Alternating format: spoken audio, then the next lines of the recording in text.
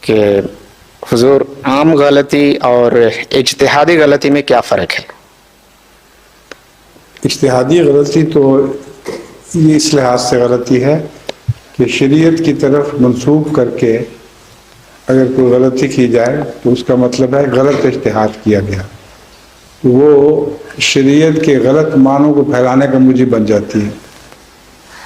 اس لیے غلطی اگر اجتہادی ہو اور غلطی ہو، جیسا کہ غلطی ہے ہی، تو اس کا نقصان لوگوں کو بہت پہنچتا ہے۔ جو اس امام کو ماننے والے ہوں ان کو شریعت کا غلط مفہوم دماغ میں آ جاتا ہے۔ یہ اور عام غلطی جو ہے یہ عام غلطی ہے، اس کا کوئی ایسا نقصان نہیں۔ ایک دفعہ ابو حنیفہ متعلق آتا ہے کہ آپ بیٹھے ہوئے تھے تو بارش ہو رہی تھی باہر، تو ایک لڑکا بہت تیز سے دوڑا اس میں۔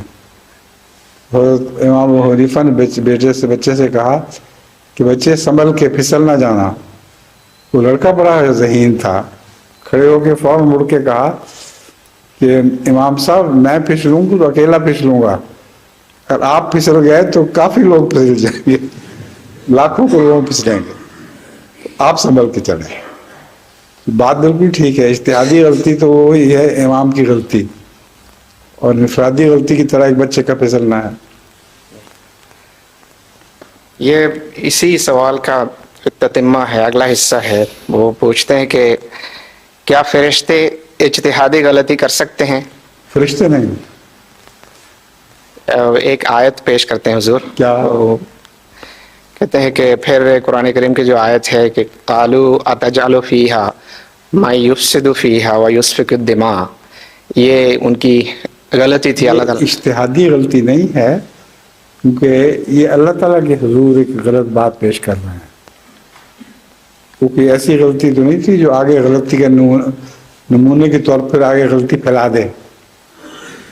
تو اللہ تعالیٰ کے حضور اپنی لا علمی کا اظہار کر رہے ہیں، اس کو اجتہادی غلطی نہیں کہتے۔